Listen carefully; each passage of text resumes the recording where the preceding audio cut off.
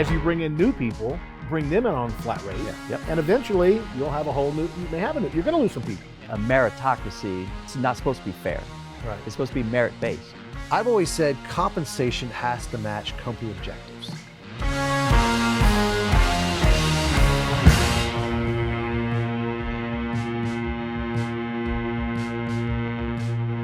It's, Colorado, we have beautiful weather here in the summer, but we're due for a couple hours of rain pretty much every afternoon. Lightning strikes in Colorado in terms of fatalities is second, I think, only to Florida. Florida's number one, and Colorado's right behind it. So that's why we had to come in and take some cover.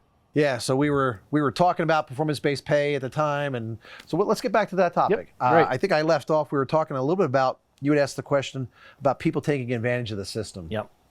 And like I said, that is a matter of culture and leadership and core values, and you get what you tolerate. You get that in life, you get that in business. And true.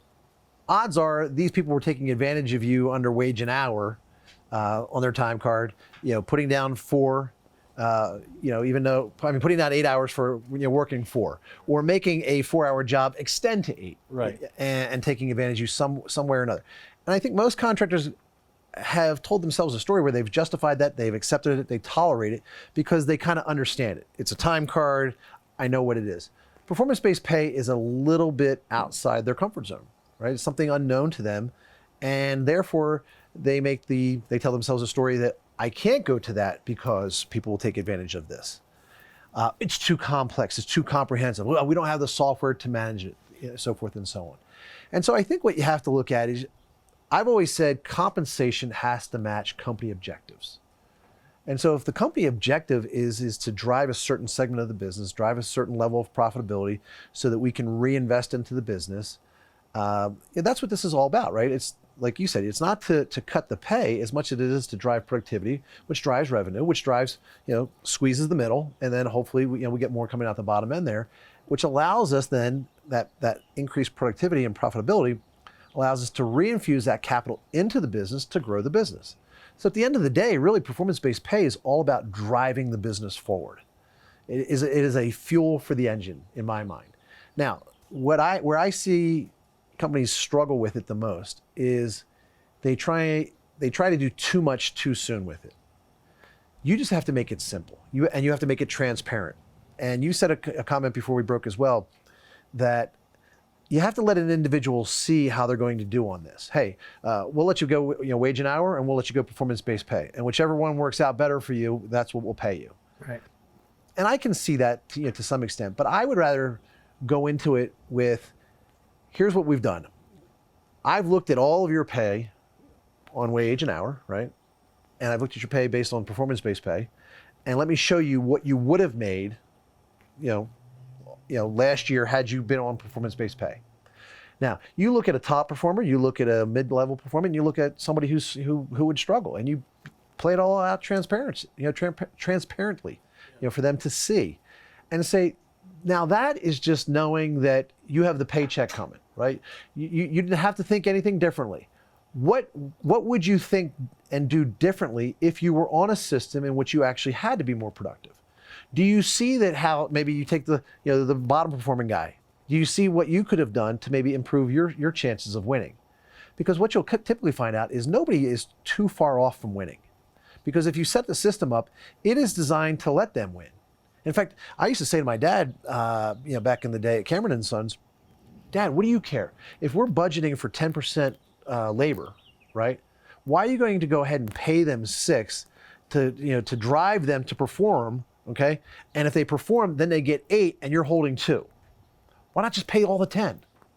Right? Keep them happy because this is what we've budgeted for. That's the abundance mentality, right? Have the abundance mentality. If this is what it's going to be, and then you make what you're going to make, as a company. And so, my thought on this before I kind of toss it back to you is if you think you're going to lose, it's because you've set your company up that way, and that you got to look in the mirror.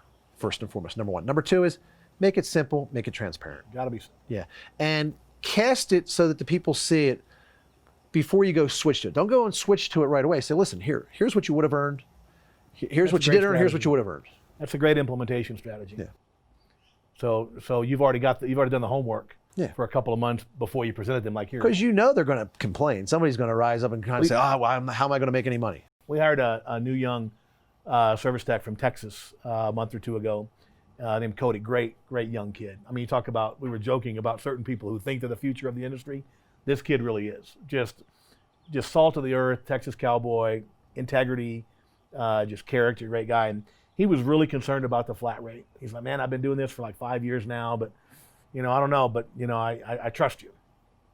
He works for us for 3 weeks, and I was just trying to find the text message here while you were talking. I couldn't find it, but he sent me a text. He goes, 3 weeks on flat rate. I'm current on all my bills. I'm ahead of the game, and I've saved some money for my son's upcoming birthday. Nice. I never could have done that an hourly. Yeah. And that's what it's really all about. That's the abundance you're talking about. I heard a great story from Ron Collier. You guys, I'm sure you know Ron. Been Dr. around Collier? Yep, absolutely. speaking, consulting in the industry, and met him many, many years ago. And he was telling me this story because I hear so many people say that, flat rate, performance-based pay incentivizes cutting corners, and hurrying to the job to get the extra pay. And again, that's a character issue, not a systems issue. But what it really does is just change the mindset. And Ron told me this story one time. He was doing a consulting gig, and he went out with an hourly installation crew on day one. And on the way to the job, they're talking about the girl they met in the bar the night before and blah, blah, blah, blah. The next day, he goes out with a flat rate crew. As they're getting out of the job, they're saying, hey, you grab the condenser, I'll grab the front, blah. They're planning the job. And that's what it really is. It's just a shift in the way they approach their work because they have a vested interest in getting done sooner. You had mentioned before how guys will sometimes pencil whip you on time cards. And in many cases on flat rate, we incentivize that behavior. You take your top guy making $30 an hour. He could do, let's say, a furnace in 3 or 4 hours. You take a guy making $20 an hour, less experience, takes him 8. So he does his $20 per hour. He makes $160 for putting that furnace in. The guy at $30 an hour could do it for you in 3 hours. But why would he go do it for $90? Right. When the other guy's getting, 160. So we incentivize that guy to slow down to make the system fair. Yeah. Instead of incentivizing that guy to go do it, come back and grab another one, and go do it in the afternoon. Yes. And that's really what it's all about. You got to think in terms of a meritocracy. It's not supposed to be fair. Right. It's supposed to be merit-based. Yeah. And so Winners win. it's easier, and that's the problem, to pay hourly. It's just easier. It is It's easier. less leadership. It's less Yep. requirements to be working with your team. Meritocracy creates the opportunity, though, for the guy that you're describing to earn up. 2 things I want to get out in front of the EGIA group. One, I get this question a lot. It's not legal in my state. That is an absolute inaccurate statement. It is absolutely legal. You'll have attorneys that will give you bad business advice and they'll say, well, it's not legal here. But what you need to do is you need to ask the question, if I were going to do it, how do I do it legally? And so when you ask that type of question to the attorney, they'll reverse course and say, well, you can, but here's the requirement. You got to track overtime, Right. you've got to pay, et cetera, which you would do anyway. Right. And then the second thing is that what you were describing, if we implement, we track 90 days of both systems. And so the thing that you'll see on the site and the discussion is we never force the company to move to performance-based pay. We let them choose one or the other, but they all have 90 days of a picture of what they would have made on performance-based pay or what they would have made hourly. And so again, you might have 75% of your team say, raise your hand and go, yeah, I want to do that. The other 25% don't. It's not a democracy. We need to drive the company's performance forward. So if it's universally accepted, that's great, but it's probably not going to be. No. You're going to have some people say, no, I want to be hourly because that's comfortable. But 75% say, yes, we're moving towards that. Right. And what I need to say to the group is you're probably going to lose some people. Yep. And you Yeah. need to make peace with that idea that they probably weren't really good for your company culture anyway. It's what I tell clients all the time, pick the ones that want to do the flat rate by giving the comparison. Yep.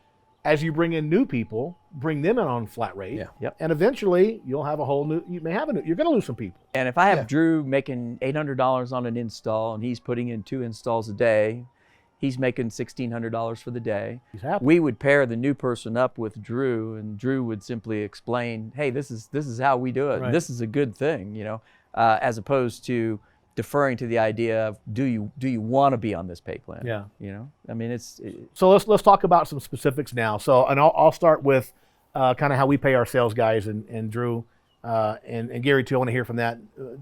I'm particularly interested in Drew since you designed my first comp package. I wonder what you were thinking. We pay our guys off of gross profit, and it's a sliding scale.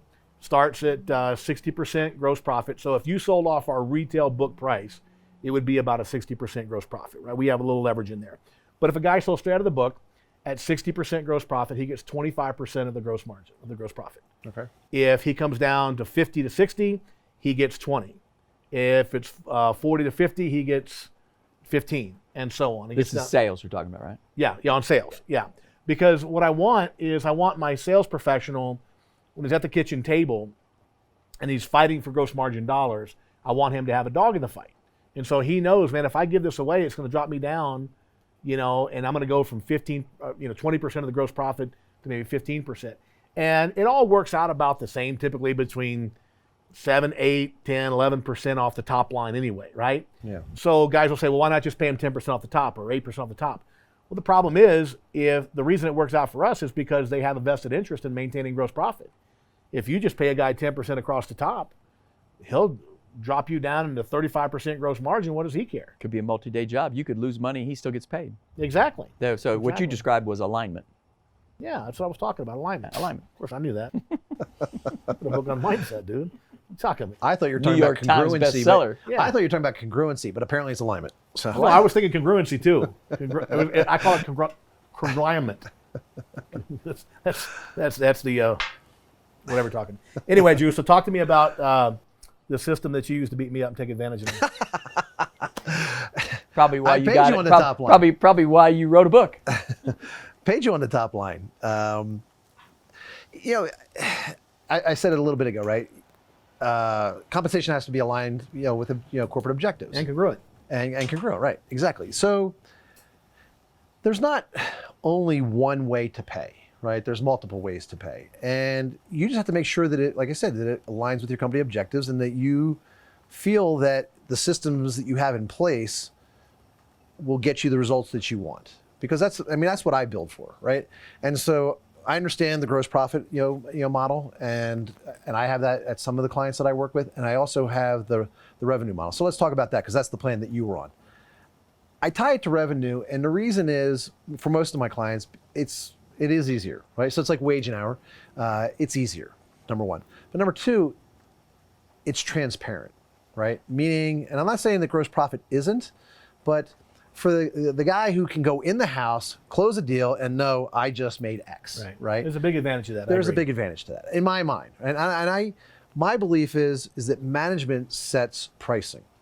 And so the one difference in my model that's different than your current model, which is why I agree with you should be on gross margin, is I don't allow my guys to discount. Okay. My clients have a book price. If the price could be less, it would be less. The only time it is less is if we're running a promotion that's in the mail, it's in the newspaper, it's out there. It is a documented, promotional marketing campaign, certain incentives, and the guys, more often than not throughout the year are kept whole on that. The only time they're not is during our winter campaign. And we do a commission share. It's not, basically say, hey, listen, we're giving you some profit, the manufacturer's giving up some margin, and you guys are going to do a commission share. So we'll take, commissions down to around the 5 or 6% range, during the winter campaign. That's the only campaign, because that's our most aggressive campaign. And I tell the guys simply this, guys, 5 or 6% of something's better than 10% of nothing. Because if I don't do this campaign, we've got no leads, right? And the manufacturer's got no business either, right? So let's all work together, make a little bit, cover the bills, keep everybody gainfully employed, and then we push forward and into the spring, and you're made whole again. And the guys buy into that. So I like to have it on top line revenue just for that level of transparency, but also because I lock in that book price. The only thing that the salespeople that I work with have the empowerment to do is to enhance value.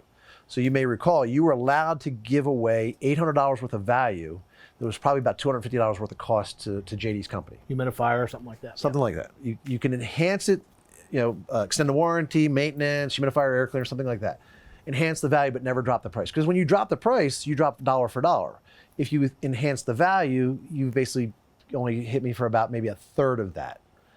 And so that was thing number one. Thing number two was, if the book price isn't the book price, that was what I found in Cameron & Sons.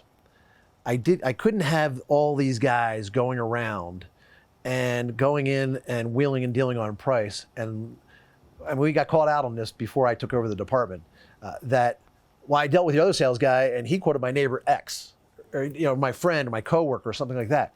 And that became an integrity thing. And so that was the lesson that my dad taught me in 1990 in actually buying a car. He didn't want me to play that game. And he took me, car shopping for, a car that I was buying. And he taught me that lesson. And he said, my name's on the sign, your name's on the sign, and we don't negotiate price.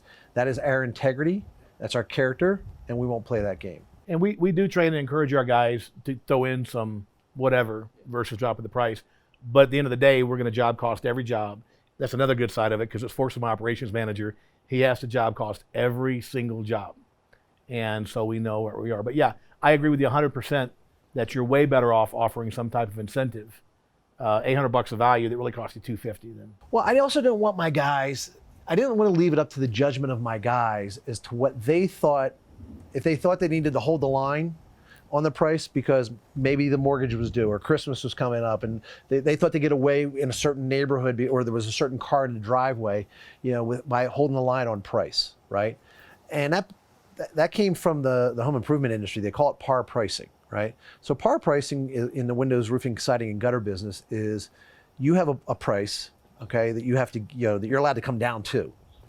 So the book price starts wickedly inflated, and then they can drop and drop and drop. They make 5% commission if they sell it at par. Anything they sell above par, they split 50-50 with the company, right? And that became the model that I didn't want to have with my guys. I didn't want to leave it up to my guys' judgment as to what they thought they could get away with. And they hold the line on price at a certain level, and they don't get the job that I could have had they come down to where I was willing to accept it. So I said, you know what? Here's the job. I know what it costs me to do business, and this is what I need to make as a company. You can't come off of that. This isn't also where you pick up the phone at the house and you call Drew and say, hey, I got this job. It's a cake job. Hey, can I do this? Can I do that? No. Right? So now my guys go out there with complete confidence in the price book, knowing that price is the price. And it's amazing. When I change companies that have the wheel and deal mentality on pricing, and we go to that standardized flat rate pricing, they sell, closing ratios goes up, average tickets go up. Are those prices based on a targeted gross profit or more gross margin dollars per day type thing? Net profit. Net profit. So I got taught, and Gary knows my mentor on this one. His name was Roland J. Down. He since passed away, but he was a service experts guy, but he was part of my ACCA mixed group in the early 90s, late 80s and 90s.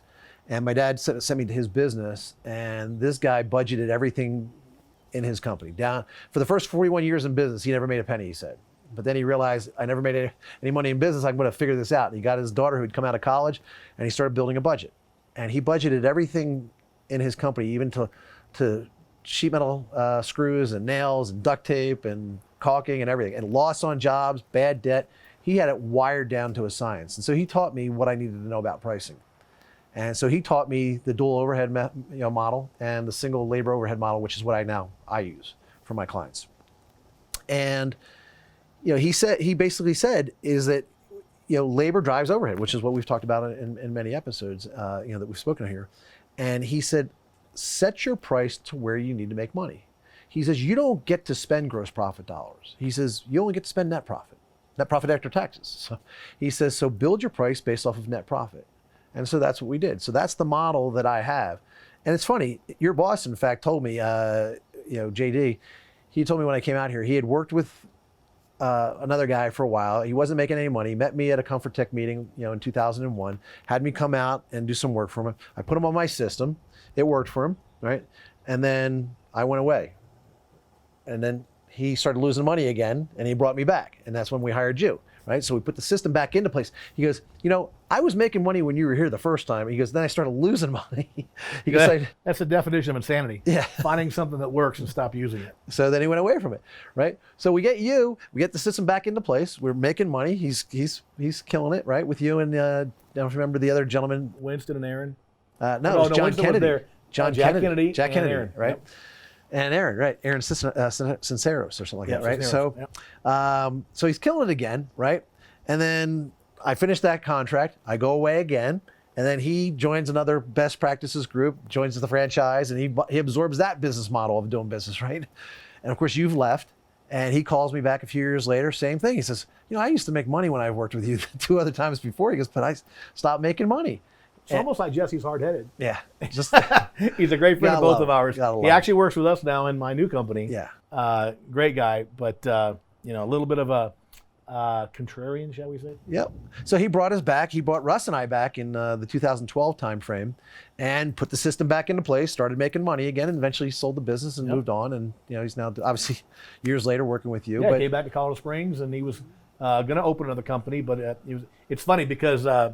You put enough tread on your tires in any business, I guess, and you get to a point. He was just like, I don't want to start another company. I want to go sell and make $200,000 a year, and that's where he is. And he's doing a great job. So let me close the thought. Let me close my thoughts on this. Yeah. The way I looked at it in my company when my dad asked me to take it over, and the way I've been running it for my clients ever since. Rich salespeople equal a rich company. All right. Mm-hmm. And I made sure that wherever I go, I want the salespeople to be rich.